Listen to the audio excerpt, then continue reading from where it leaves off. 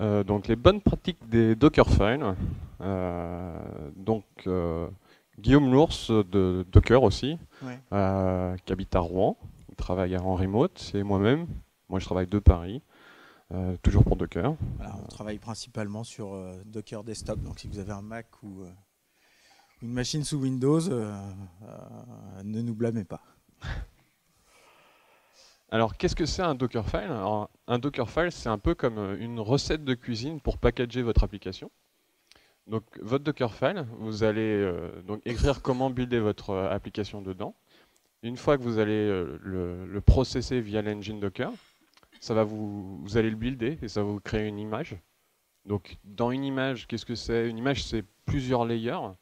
Chaque layer, c'est une opération de votre Dockerfile. Donc chaque opération run, add ou copy fera un layer dans votre image Docker à la fin. Et vos layers doivent être organisés par fréquence de changement. Donc moins vous allez le changer souvent, plus il faut mettre les opérations haut dans votre Dockerfile pour que le système de cache des Dockerfiles puisse faire au mieux son job et donc vous n'ayez pas à rebuilder à chaque fois que vous buildez votre image toute l'image en fait. Les layers vont être déjà pré-cachés. Et une fois que vous allez démarrer cette image, vous allez avoir un container.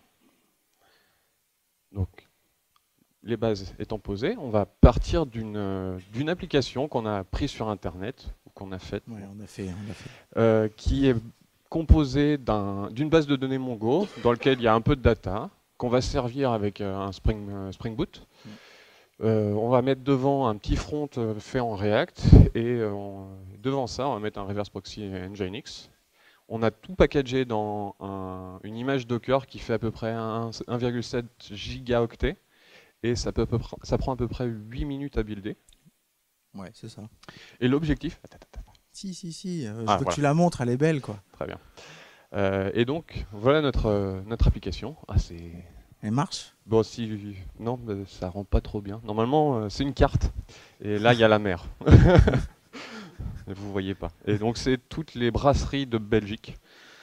Voilà, donc vous zoomez. En théorie, vous zoomez et c'est pas juste des points. Voilà. Je sais pas qui s'est occupé du front, mais c'est pas très bien aligné. Oui, je sais. Ah. Pas grave. Voilà. Et donc l'objectif à terme, c'est d'arriver à ça. C'est de découper notre gros monolithe, notre grosse image, en plein de petits services qu'on va pouvoir orchestrer indépendamment. Alors, c'est là. Donc voilà notre Dockerfile. Donc on part d'une Debian Buster, la dernière des Debian. Euh, voilà. On fait un layer à chaque fois pour update le cache aptitude. Ensuite, on va installer l'OpenJDK parce qu'on en a besoin pour builder notre serveur.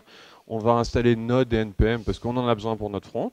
Ensuite, on installe les repos pour Mongo et on installe Mongo derrière. Et puis on installe Nginx. Voilà. Ensuite, on copie notre conf Nginx pour configurer le reverse proxy. On fait un petit répertoire pour que Mongo y mette toute sa data. On build notre front. Non, on build notre back, pardon. On build notre front. On copie le front buildé dans le bon répertoire pour que Nginx le serve. On récupère un script qui va nous permettre de démarrer tous nos services. On dit sur quel port nos containers vont écouter. Et ensuite, on définit la commande qui va être exécutée. Donc, avec tout ça, tous ces layers-là et tout ce qu'on a mis dedans, on peut comprendre pourquoi déjà ça fait 1,7 gigaoctets de build. Donc, on va commencer à découper tout ça. Je vais laisser Guillaume s'en occuper. Ouais, si tu peux m'aider, ça m'arrangerait. Voilà, je te tiens le micro. Merci. Donc on va commencer par ouais, je vais tourner la tête, je suis désolé. Sortir Je vais mettre Mongo de l'autre côté. sortir Mongo de tout ça là. Donc la première chose que je vais faire, je pense à mon collègue qui va passer après moi, c'est Trop que gentil. je vais, avant de faire des bêtises, je vais créer un répertoire dans lequel je vais mettre Mongo. Donc là, ce qu'on fait, c'est qu'on va sortir petit à petit des morceaux de notre gros Dockerfile et le splitter en Voilà. petits répertoires. Et je vais copier notre Dockerfile dans le nouveau répertoire Mongo que j'ai fait. Maintenant, je vais te faire un peu de ménage pour pas que tu sois embêté avec tout ça tout à l'heure. Donc là, il modifie le gros Dockerfile Voilà, qu'on ça a à c'est la notre racine Dockerfile du projet. d'origine. Donc je vais... Donc là, vous voyez pas, mais dans l'arborescence, on a un dossier ouais, Mongo ouais, avec un alors là, Dockerfile je sais dedans. pas si je peux vous zoomer, mais enfin, là, voilà, l'arborescence, on a un répertoire pour le client, un répertoire pour Mongo qu'on vient de créer, un répertoire pour le proxy avec la config du proxy et un répertoire avec tout le serveur qui traîne. Mais ça a peu d'importance en fait. Hein. C'est juste pour que vous sachiez un peu comment c'est organisé. Donc dans tout ça, ben, je vais commencer par retirer tout ce qui ne m'intéresse pas. Donc OpenJDK, Node, j'en ai pas besoin pour faire du Mongo. Nginx non plus. Ça marche. Le serveur, ça m'intéresse pas. Je vais pas builder le client non plus. Le script, je vais récupérer la commande, je pense, du script. Ouais. Je vais rien exposer. Non. C'est 27017, non? Non, je vais rien exposer. Je vais rien exposer par défaut. Voilà. Donc je vais récupérer la commande Mongo qui était lancée dans notre shell. Donc ça c'est le petit shell là qui était lancé dans la grosse image. Il fait un start Mongo en lançant le process Mongo en fork. Après il faisait pareil pour le serveur avec une commande Java et à la fin il lançait Nginx en mode bloquant pour attendre que tout soit démarré. Donc je récupère ça et puis en fait dans ma commande je vais changer le contenu puis je vais démarrer Mongo. Alors j'ai plus besoin de le démarrer en mode fork, ça ne nous intéresse pas. Et puis ok, donc là on a sorti Mongo de tout notre monolithe. On a un premier Dockerfile qui est disponible et qui va faire tourner Mongo tout seul. C'est pas mal, mais on peut faire des choses un petit peu mieux, notamment. En fait, ce qui m'embête, moi, c'est que j'ai l'impression que je fais tout ça pour rien. Ouais. Si je vais sur le hub, donc ça c'est le repo avec, de Docker avec toutes les images qui sont dispo. Je vais vérifier et a priori j'ai des images Mongo qui existent, et en plus c'est des images officielles. Donc je vais regarder et moi je voudrais une image Xenial par exemple. 4.0 c'est bien. 4.0 ? Elle est où ? Ouais, celle-là ? Ouais. Ok. Attends, je vais regarder. Quand on regarde dessus, j'ai tous les layers en plus. Donc c'est-à-dire que dans le hub, je vais pouvoir voir tous les layers qui sont utilisés et qui servent à créer l'image officielle. Donc bon, je repars là-dessus. Ok, donc plutôt que de faire ça à partir d'une Debian, je vais utiliser Mongo. Voilà, Mongo. Et puis en fait, voilà. Ça y est. Ça y est, j'ai une image Mongo, Jérémy. Très bien.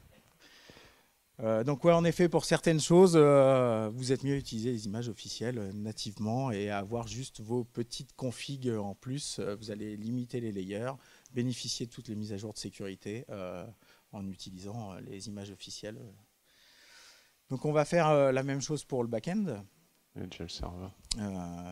Donc le serveur. Donc je vais copier le Dockerfile d'origine dans mon répertoire serveur. Je vais te faire un peu de ménage encore. Donc je reprends, là c'est notre Docker de file d'origine. Je ne vais pas installer Node, je ne vais pas installer Nginx. Si, c'est celui d'origine. C'est Ouais. OpenJDK qu'il faut que tu viennes. Je suis en train de te faire le ménage dans le mauvais sens. Je retire OpenJDK et puis toute l'install Maven là, je la supprime. Ok. Et donc voilà. C'est mieux là. Oui. Ouais, c'est pas facile, hein. Tu vas avoir la vie un peu compliquée aujourd'hui. Ouais, c'est pas grave. Ok, donc, ménage. Tout ce dont je n'ai pas besoin. Nginx, le client. Hop. Non. Ok. T'exposes le port 80. Ouais, moi je vais exposer le port 8080, tu sais, les anciens qui font du Java et tout. Ça, et puis je vais lancer une commande exprès. Donc en gros, c'est la même commande que dans le Node.sh. Hein. D'accord. Sauf qu'elle est bloquante. Voilà, je vais lancer une commande Java pour exécuter mon jar qui a été généré par la commande Maven qui aura généré le package et donc le jar. Donc ça, c'est pas mal. Par contre, on peut faire des choses un peu mieux. On vous a dit que quand les choses qui changeaient peu, il fallait les mettre au début et puis les enchaîner. Mais là, on a un problème, c'est que la apt-get-update, la commande elle-même, elle ne va pas changer spécialement.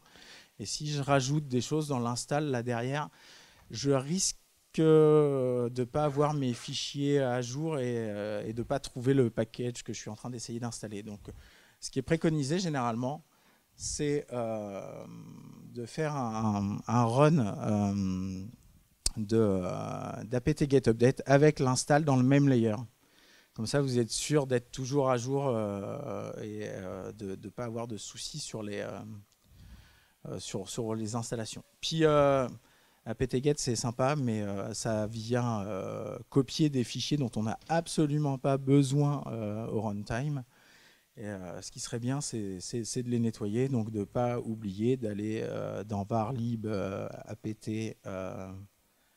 list et de supprimer. Ouais, exact. Et de supprimer tous les fichiers d'index en fait, dont vous n'allez pas avoir besoin en runtime. C'est bien ça. Ouais, il y a aussi que OpenJDK, ça vient avec plein de trucs, des fontes et tout ça, et puis on n'en a pas besoin. Ah bon? Ouais. Je fais ça comment alors? Faut que tu mettes no install recommend. Voilà. Tu l'as copié. Voilà. Ah, okay. Et donc ça permet de ne pas avoir tout un tas de packages dont vous n'avez pas besoin qui vont être installés automatiquement. Genre des fontes. Des fois des libs de serveur X. Voilà, de serveur X dont vous n'avez absolument pas besoin. Là, vous allez vraiment limiter la taille de votre image au final. C'est cool. Ouais. C'est cool. On va faire ça sur le front du coup. Attends, parce qu'en fait, ah oui. en vrai, peut-être que je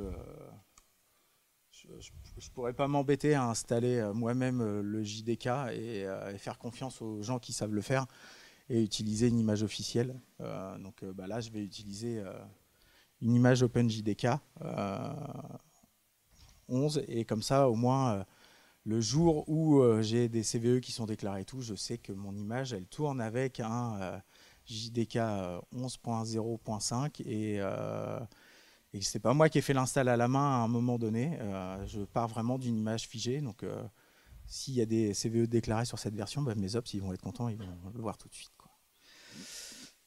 Donc maintenant, on le fait sur le front. Ouais, vas-y, voilà. À ton tour. Ok, bon. Alors, même chose, donc je vais copier mon gros Dockerfile. Tu veux que je te tienne mon micro ou pas? Non, c'est bon, j'en ai un.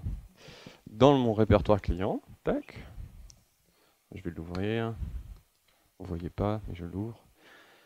Alors, donc on va partir sur le même principe. Moi, je prendrais bien une image Nginx de base parce qu'au final, je vais servir mon Nginx, mais j'ai besoin de Node pour builder mon front en React. Donc, qu'est-ce qu'il faut que je fasse? Je pars d'une image Nginx et j'installe Node, ou je parle d'une image Node, j'installe Nginx. Eh bien, Docker, ils ont intégré dans l'engine, je crois que c'était en 2017, un truc qui s'appelle le Multistage Build, qui vous permet de faire des images intermédiaires avec des layers qui vont être complètement oubliés dans votre image finale. Donc je vais pouvoir faire un stage qui va servir de build et un stage qui va servir au runtime. Donc je vais builder mon front, donc je vais partir d'une image Node. Voilà, je vais prendre la version 12. Il y a la 13, mais je ne vais pas faire la 12. Puis je vais pas prendre de ça, je vais prendre une Alpine, comme ça c'est plus petit. Hop. Donc du coup j'ai plus besoin de tout ça. Voilà, puis ça non plus. Voilà. Je reprends tout ce que j'avais là, ici. Hop. Ah, j'ai oublié de nommer, il ne faut pas oublier ça, il faut nommer votre stage. Et donc là, à ce niveau-là, je vais avoir mon front qui va être complètement buildé. Et derrière, donc je dis que je pars d'une image complètement officielle, donc je vais dire Nginx, pareil Alpine. Et là, j'ai juste à récupérer ce que je viens de builder et le balancer dans le bon répertoire, parce que Nginx, par défaut, il va servir à un répertoire dans l'image. Donc ce que je fais, c'est que je fais copie, c'est ça.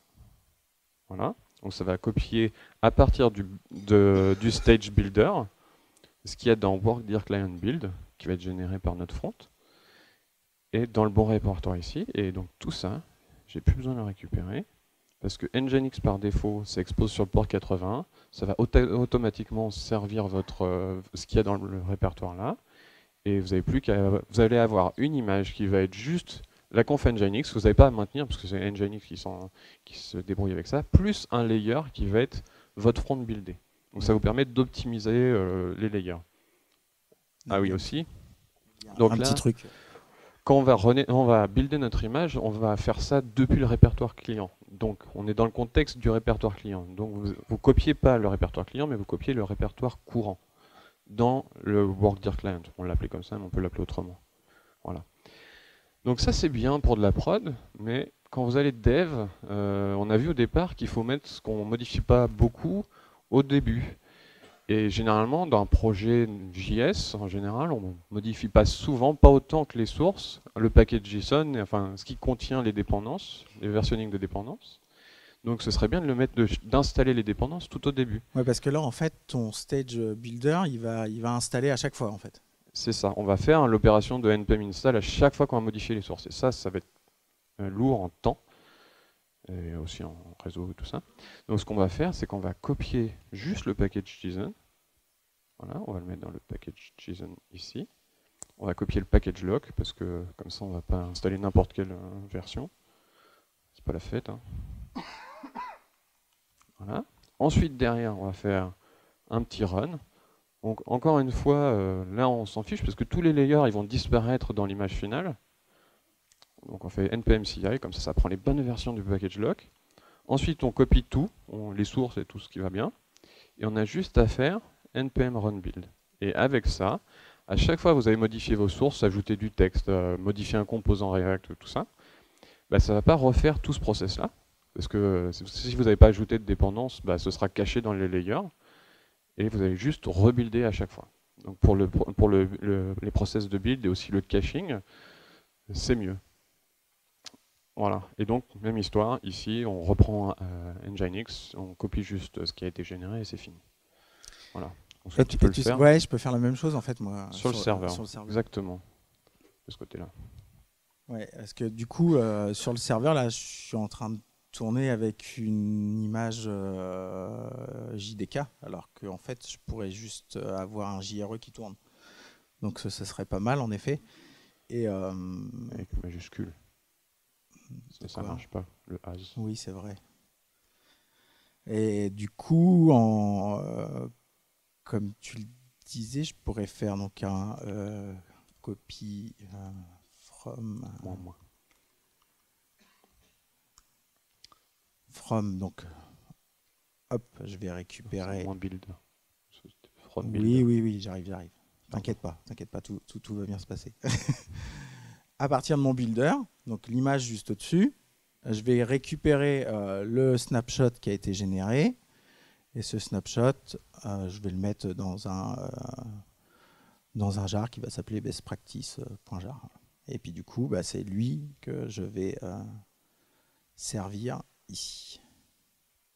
Et lui, il a besoin d'être entre parenthèses. Voilà. Entre guillemets, oui.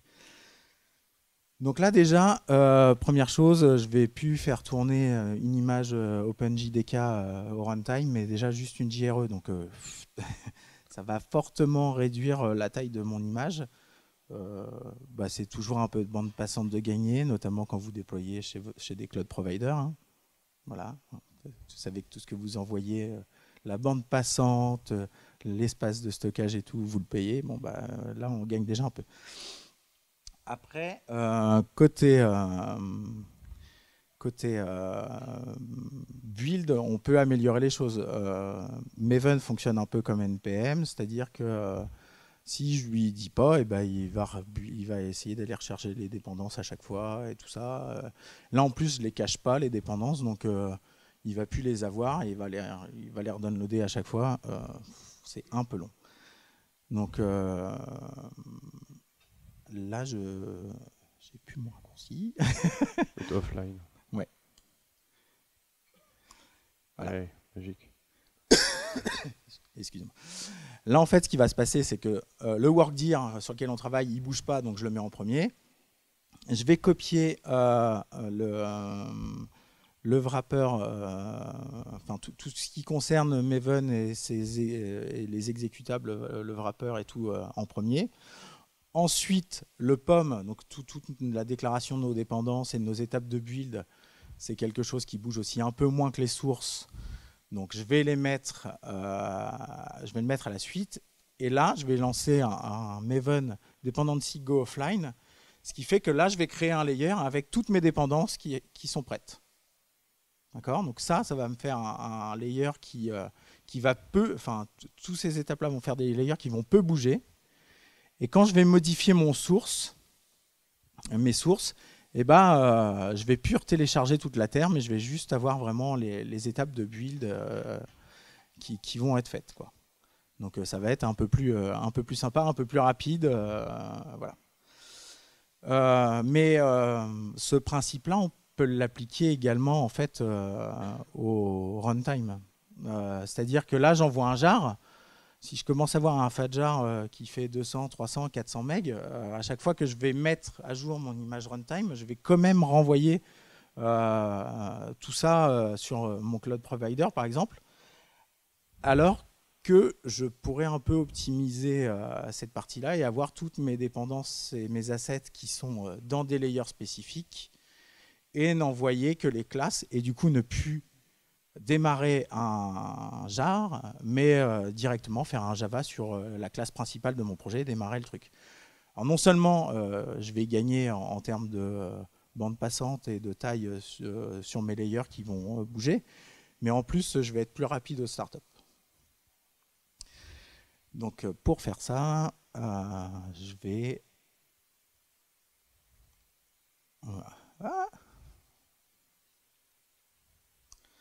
Voilà. Ah, j'en ai viré trop, excusez-moi.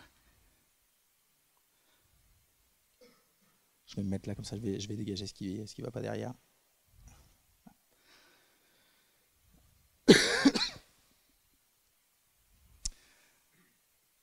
Hop, ouais, mais ça, ok.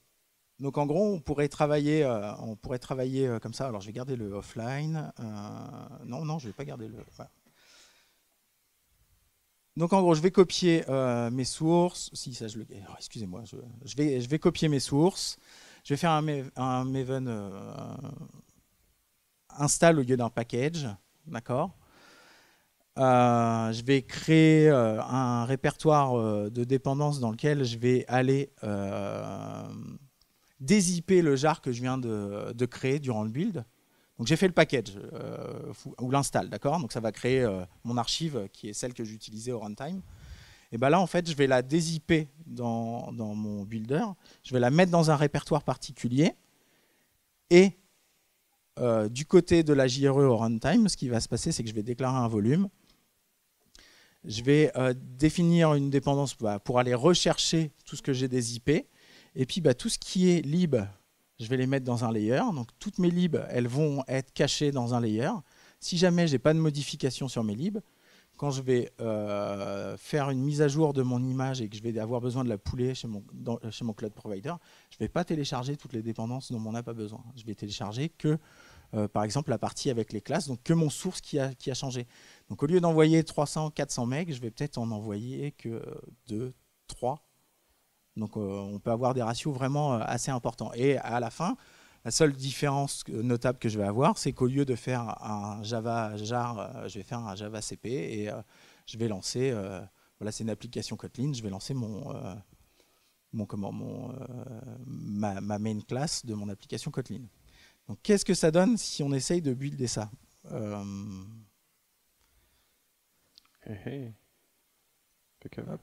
Non, ça c'est trop, ça. J'ai pas besoin de tout ça.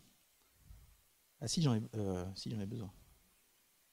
Je sais plus. Normalement, non. Non, ça c'est des trucs que j'ai fait pour Spring. Excusez-moi. Si, il me l'a pris. Ouais, c'est pas grave, il en a pas besoin. Donc là, voilà, il va télécharger.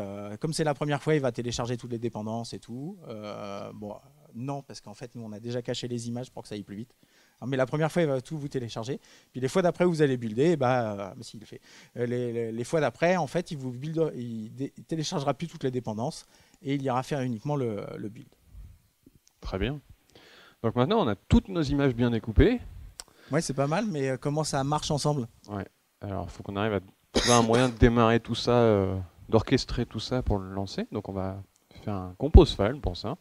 Donc, un compose file, c'est un fichier dans lequel vous allez définir tous vos services, quelles sont leurs dépendances entre eux, et exposer les ports qui sont sur le host. Donc, on va faire ça là. Donc, heureusement, j'en ai un qui est déjà tout prêt là, avec notre client qui est donc Docker Best Practice Client, le serveur, un Mongo, et puis voilà. Donc là, on a besoin en plus de ça d'un reverse proxy qui va dire ok, tout ce qui est en slash API, on va le renvoyer vers le serveur et tout le reste vers le client. Donc initialement, on avait une conf Nginx ici qu'on va modifier. Donc ça, on n'en a plus besoin. Tac, on vire. On va copier ça. Ah, c'est commande, pardon. Hop. Ici, on dit que c'est tout ce qui est slash. On fait plus de rewrite. Alors, dans Compose, enfin dans Docker en général, on a un système de DNS intégré. Donc, si dans mon Compose file, je dis que j'ai un service qui s'appelle client, dans mes autres containers, si vous faites un curl ou un appel vers client, bah, ça va automatiquement vous rediriger vers le bon service qui s'appelle client. Donc ici, par exemple, là, j'ai besoin juste de dire, OK, ça va vers le client. Et c'est sur le port 80. Pareil, là, c'est sur le serveur. Et c'est sur le bon port 80-80. Et voilà, on a juste besoin de ça. Donc voilà. Donc en plus de ça, on se crée un Dockerfile, parce que on a besoin de builder une image qui va packager tout ça. Donc même chose, on va partir d'un Nginx en Alpine.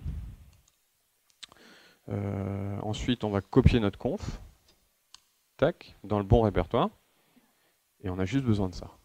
Donc ça, automatiquement, ça va démarrer votre Nginx avec un système de reverse proxy. Donc ça, maintenant, on va l'ajouter à notre compose file.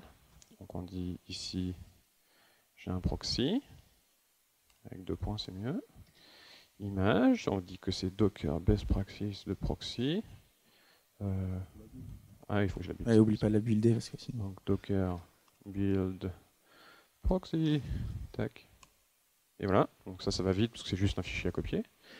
Donc notre proxy, on va exposer un port sur le host. On va dire que c'est le port 80 qui va être bindé sur le port 80-81. Voilà.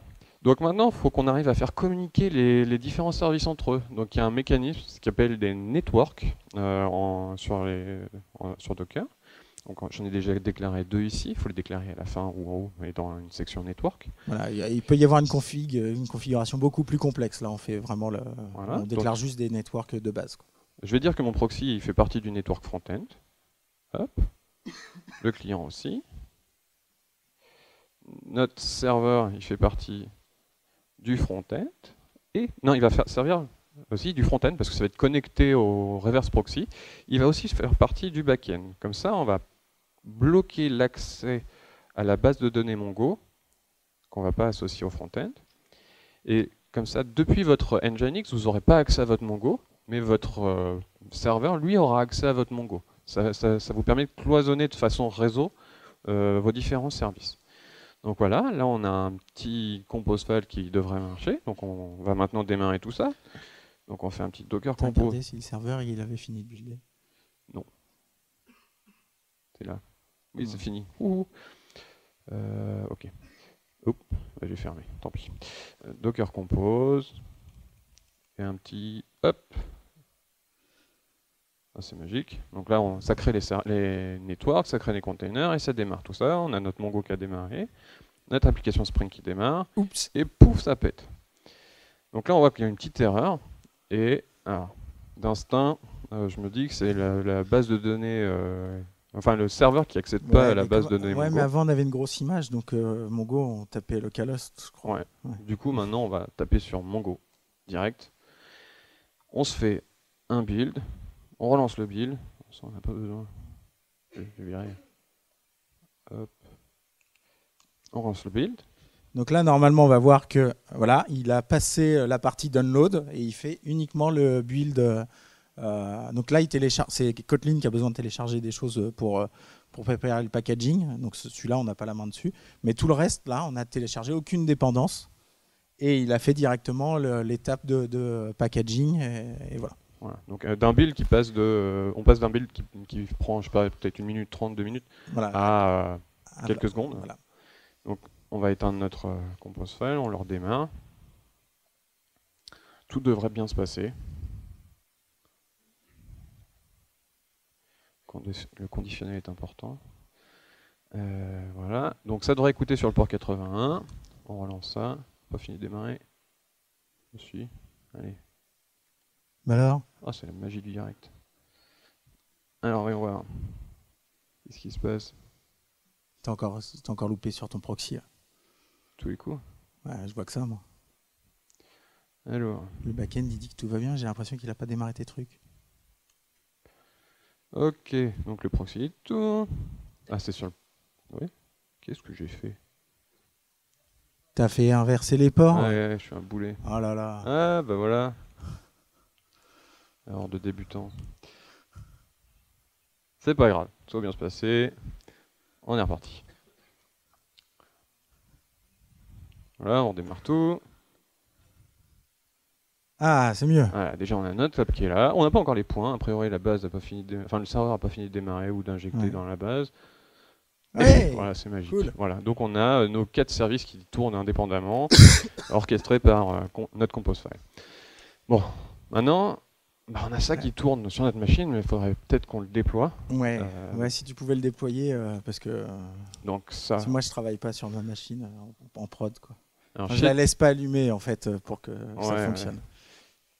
Alors, chez Docker, on a un petit truc qui s'appelle Docker Stack qui vous permet de déployer un compose file sur un swarm ou une instance cube. Donc là, on va le faire sur swarm parce que j'ai pas de cube de démarrer. D'ailleurs, si, je crois. Peut-être pour la suite, je vais le démarrer, comme ça, ce sera fait. Ah, ok. Hop, enable cube, on démarre et ça on ferme. Donc, je vais faire mon petit Docker Stack. Donc ça va prendre automatiquement votre compose file. Je vais lui dire deploy. Donc là, il y a une commande magique qui a déjà été saisie. Donc en fait, on va lui passer le compose file. On va donner un nom à l'appli en fait. Ouais. Donc voilà, qui s'appelle Docker Best Practices. Puis tu vas lui spécifier. Non, il n'y a pas. Alors il n'y a pas besoin, mais on peut lui spécifier parce que là on est par défaut sur du Swarm, mais on peut lui spécifier l'orchestrateur, voilà, en fait, sur lequel on veut faire tourner. Voilà. Swarm. Voilà. Donc là, j'ai pas fait de Docker Swarm init, donc on va le faire. Ça prend une seconde. Hop. Et voilà. Et donc là, automatiquement, ça va déployer sur un Swarm. Ça peut être un Swarm distant, là on l'a en local, mais c'est pas important. Et ça va créer tous vos services. Vous allez avoir votre appli qui tourne. On peut regarder ce que ça à donne distance. Donc j'ai éteint le compose file que j'avais fait avant. Je viens de déployer l'app qui est exposée sur le port 80-81 et ça tourne toujours. Bon, ça prend, voilà. Et ça démarre. Donc là on a notre app qui est en prod sur un swarm avec tous nos différents services. Tu peux montrer ce que ça donne dans Docker Desktop Dans Docker Desktop, on a un truc qui s'appelle le dashboard qui vous permet de voir tous vos containers qui tournent. On a donc notre ancien container ici, on a ça qui tourne, donc ça c'est tout, c'est notre application qu'on vient de démarrer avec nos différents containers qui tournent. Donc là si vous allez voir dans le serveur, vous pouvez aller voir tout ce qui se passe. Voilà. Donc maintenant comment ça se passe si on veut... Parce qu'avant, on avait une seule grosse image qu'on pouvait pousser sur le hub ou dans une registry magique. Ouais, mais là, maintenant, c'est un compose file et le hub, il ne sait pas prendre un compose file. Ouais, puis on a 4 images. Ouais, en plus. Pour ça, on a un truc qui s'appelle Docker App. Exactement. Donc, qui va en fait packager cet ensemble de compose file plus l'ensemble des autres images en un seul bundle qu'on va pouvoir pousser sur une registry et du coup l'utiliser comme on fait d'habitude en récupérant, en faisant un Docker App pull ou Docker App install et on va pouvoir en fait faire tourner notre application. Donc je vais commencer par faire un... Il faut éteindre la stack que j'avais fait. Ah oui. Sinon, on va avoir des conflits. Voilà. Voilà, donc hop, j'ai éteint. Normalement, si on vérifie, ça ne tourne plus. Tout va bien. Donc là, en fait, on va utiliser cette command line qui va nous permettre de... il faut que je fasse un install direct. Init. Oui. Donc, il faut créer votre répertoire pour votre Docker app. Donc, voilà. Donc c'est à peu près la même chose que ce qu'on a fait avec le stack tout à l'heure. En gros, on va lui dire quel est le nom de notre app qu'on veut créer. Et puis là, on va lui passer un compose file pour dire que ça se fait à partir d'un compose file. Donc là, ça crée normalement... Non, il faut le mettre en 3.7. 3.7, bah oui. Ouais. Faut sauvegarder. Ah non, ça sauvegarde tout seul. Ça sauvegarde tout seul dans cette IDE-là. Voilà. Donc là, ce qui s'est passé, si je vous montre, c'est que j'ai un répertoire Docker bestpractice.dockerapp qui a été créé, que je vais retrouver, s'il veut bien me le rafraîchir ici, voilà, que je vais retrouver ici. Et à l'intérieur de ça, j'ai un compose file. Un compose file qui a été récupéré, d'accord, qui est une copie de notre compose file d'origine. Un fichier parameter.yaml qu'on va voir juste après, et un fichier metadata. Déjà dans le fichier metadata, on est en prod déjà, c'est une version 1.0, et puis je vais corriger la typo qu'ils ont fait en initialisant ma machine au départ. Voilà, je m'appelle Guillaume. Et dans le parameter.yaml, je vais définir par exemple le port pour le host. D'accord ? Donc en fait, je vais paramétrer, ce port, et en fonction de l'endroit où je vais le faire tourner, je vais pouvoir changer le fichier de paramètres en fournissant des paramètres différents si je tourne en dev, en staging, en prod et tout ça. Ok, donc cette valeur-là, je vais l'injecter dans mon compose file, parce que Docker App sait interpréter ça et va remplacer donc en fait la valeur que j'ai dans mon fichier par le port. Donc là, vous commencez à imaginer que vous pouvez extraire toutes les choses qui sont dépendantes de votre environnement dans ce fichier de paramètres. Vous pouvez en avoir plusieurs et donc lancer votre app avec un fichier de paramètres donné pour que il aille se connecter au bon réseau, chercher les bons volumes et tout ça. Les bons credentials. Voilà. Donc, une fois que j'ai fait ça, je vais pouvoir faire un Docker App Push. Push, oui. C'était un peu l'idée. Donc, je vais lui donner un tag et puis je vais pousser ça sur le hub. Chose que je ne pouvais pas faire avant. C'est-à-dire qu'avant, j'avais mon compose file avec ces images. Access denied. Super, je ne suis plus logué.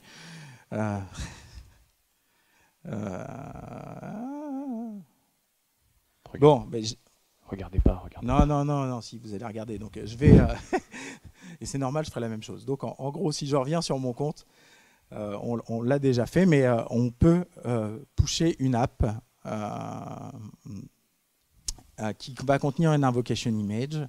Donc on peut faire un Docker pool et ça va en fait récupérer l'image d'invocation qui, elle, va contenir les références vers les autres images et tout qui existe. Et quand vous allez demander à René ça, il va automatiquement faire la gestion des dépendances, vous récupérez les bonnes images et builder votre app comme il faut.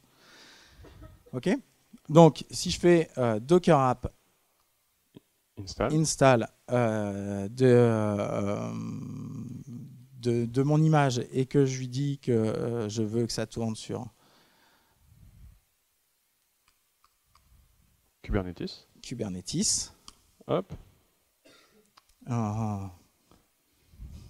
Tu remove ton dossier, je crois. Ouais, mais on va pas s'embêter avec ça. On va faire un upgrade. Parce que là, on vient de le démarrer, donc je peux vous assurer qu'elle ne tourne pas dans le cluster.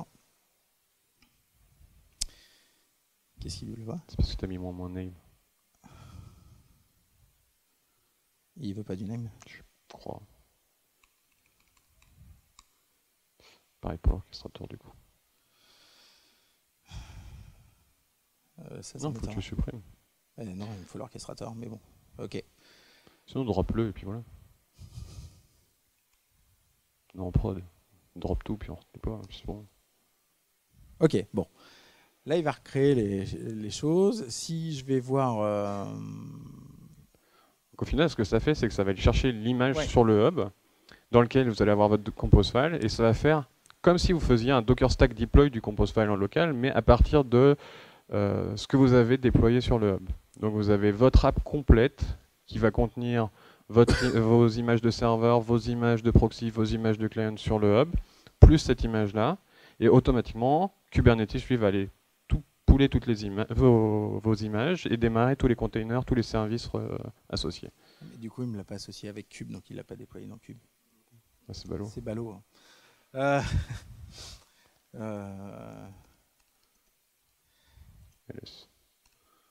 Voilà, donc je vais regarder les images, je vais faire un Docker App RM de mon application. C'est les joies du direct. Ah oui. Une install, pas RM. Ouais. Parce que c'est une app. Donc la spécification de Synapse dit qu'il faut que ce soit install ou une install. Voilà. Ok, donc on va réinstaller l'app maintenant. Dans Cube, comme il faut. C'est bon. Voilà. Donc là, on est pending. Ok. Si je vais voir ce qui se passe, parce que je peux regarder en live ce qui se passe dans le dashboard de Docker Desktop. On a le client qui a démarré. On a le client qui a démarré là, voilà. On a le Mongo qui est en cours. Qui a démarré. Oui, qui a démarré. Et le reste est toujours pending. Bah alors. C'est tout bon. Dans Cube, il nous dit que Mongo est là. C'est un peu gros. C'est un peu gros, ouais, je sais. Donc il a bien créé les services, il a bien créé les pods pour les clients. Image pull back off. Ah, il n'arrive pas à pouler les images. Bon. Bon, c'est pas catastrophique. Ah, je sais pourquoi. Vas-y. Tiens. Fais. Alors, parce que dans notre compose file ici, ce qu'on a fait, c'est qu'on a toujours utilisé les images qu'on a buildées sur notre machine. Sauf que là, ça devrait aller chercher les images sur le hub, parce que Kubernetes, lui, il n'est pas au courant qu'on a des images dans notre contexte. C'est de ma faute. Donc on va aller chercher sur l'ours Docker, pardon. Voilà. Tac. C'est ces images-là qu'on veut aller chercher. Ouais. Hop. Okay. Et puis en fait, ça, on n'en a pas vraiment besoin. Donc on peut dire, ok, c'est une Mongo 4.0-Xenial. Parce qu'en fait, on n'a pas besoin du Dockerfile. Okay. On va directement pouler l'image. Donc là, on va... Il n'y a plus d'image. On a fait quand même une install, je pense. Hop. Non. Ah, c'est parce que j'ai pas cliqué. Voilà. Donc là, on va refaire un app install. Tac. Allons-y gaiement. Là, ça va aller pouler les images sur le hub, depuis le hub. Ça va prendre 3 jours. Ah, je suis pas dans le bon. Ah bah, celui-là, arrête-le. Oh là là. Fais un cas. Ah. Voilà. Donc là, on demande à Cube ce qu'il a qui tourne et on voit qu'il a tout redéployé. Et là, pareil, il n'arrive pas à pouler les images. Donc c'est merveilleux. C'est magnifique. On va dire que c'est le réseau. L'effet démo. Donc, mais sur le principe, ça va faire exactement la même chose que pour le Docker Stack tout à l'heure. On va avoir là sur notre instance locale de Cube l'application qui tourne toujours sur le port 8080 et voilà. Bon. Ah, putain. Mais c'est pas la test, c'est pour ça. Ouais. Et puis ça, j'ai pas mis non plus. Ah bah, très bien. Voilà. Intelligent. Allez. Bon. Pendant que ça tourne, on reviendra le voir après. Tu le lances et puis. Ouais, ça prend 2 minutes. Allez. On va terminer sur les. Ouais, il aime bien quand ça marche. Je le comprends, ceci dit, c'est un peu frustrant. Ouais. Des belles erreurs. Là. Bon, Ok, let's go. disons que ça marche. Donc ça, c'est beau. Maintenant, imaginons, on est passé donc de ça, avec nos petites images, Ouais. à un truc qui fait 700 mégas au total. Donc toutes les images additionnées, c'est 700 mégas, sachant que l'image de Mongo, c'est pas vous qui la gérez, l'image Nginx. Donc tous les layers d'Nginx. Et l'image de Mongo, c'est pas vous qui la gérez, elle fait déjà 400 mégas elle toute seule. Hein. Donc, voilà. Toutes les OpenJDK, c'est pas vous qui gérez. Une fois que vous avez récupéré les images sur vos clusters ou sur vos serveurs de prod, vous n'allez pas les repouler une deuxième fois, vous allez juste récupérer le diff. Et le build time de tout ça, ça fait que 240 secondes. Ouais, c'est ça. 4 minutes. Et sachant qu'en plus, ce build time, on l'a fait de manière séquentielle, c'est qu'on a buildé chacune des images à la suite, et qu'en fait, on pourrait paralléliser et descendre encore en dessous de ce temps-là. Voilà. En plus de ça, on a gagné en sécurité, parce que si jamais vous aviez un attaquant qui s'introduisait sur votre app côté Nginx, bah, il pouvait accéder directement à votre base de données qui était dans le même network. La liste de toutes vos brasseries, quoi. Voilà, c'est important. Et avec les networks qu'on vient d'ajouter, bah, une fois que tu rentres sur le Nginx, bah, faut que tu attaques le container où il y a Spring Boot, et après il faut que tu arrives à rentrer dans le Mongo. C'est une couche de sécurité en plus. Vous avez vraiment cloisonné niveau réseau tous vos containers et tous vos services. Donc ça vous ajoute une couche de sécurité. Voilà. Ok, donc si on récapitule sur les bonnes pratiques côté du Dockerfile, vous avez compris, l'idée c'est d'avoir un seul process qui tourne par conteneur. Donc ne faites pas tourner des choses qui n'ont pas lieu de tourner ensemble à l'intérieur du même conteneur. C'est pas fait. Enfin, c'est pas fait pour, et puis bah, en effet après vous risquez de vous augmenter les surfaces d'attaque sur vos conteneurs en ayant plusieurs process différents dessus. Sachant que ça veut dire généralement que c'est vous qui gérez vos propres dépendances, enfin vos propres versions, et que du coup bah, vous n'êtes pas forcément au courant des CVE et tout ça. Utilisez les images officielles qui sont maintenues et gérées comme il faut. Ne pas utiliser le tag Latos en production. Merci. Voilà.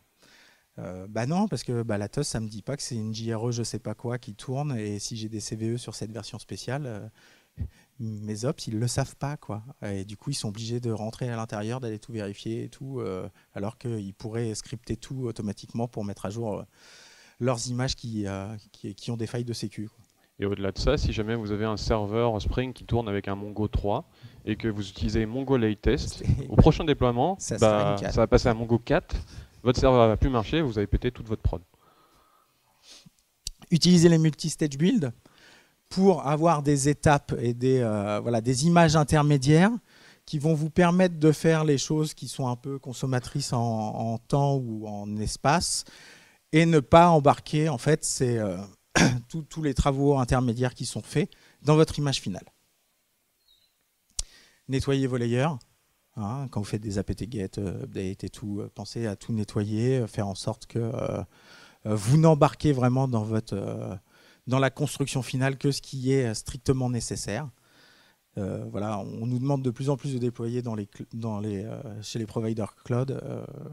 Vous payez quoi, tout le temps, au stockage, à la bandwidth, enfin tout le temps. Donc, plus vous arrivez à réduire la taille de vos layers et du coup de votre image finale, mieux c'est pour vous. Et ah oui, on a oublié de parler de ça, ne pas tourner une image en tant que root. En gros, je ne l'ai pas montré là, c'est assez facile. Il suffit de définir un user dans votre image. Je pense que si je bascule, je dois pouvoir le voir dans le back-end. Hop.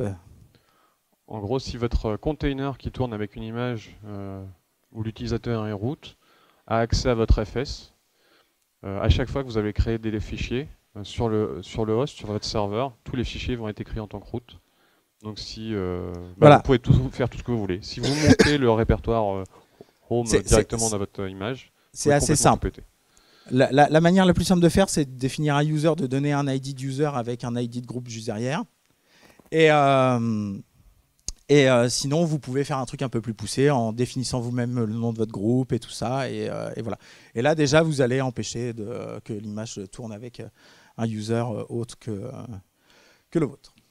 Enfin, que celui du host et qui est potentiellement un peu trop droit et tout ça. Des éléments en plus, on a un blog post sur les best practices sur le blog de Docker. Et il y a une vidéo complémentaire qui rentre un peu plus dans le détail sur BuildX, comment paralyser les builds et tout, qui a été faite à la dernière DockerCon, qui vient en complément un peu de tout ça.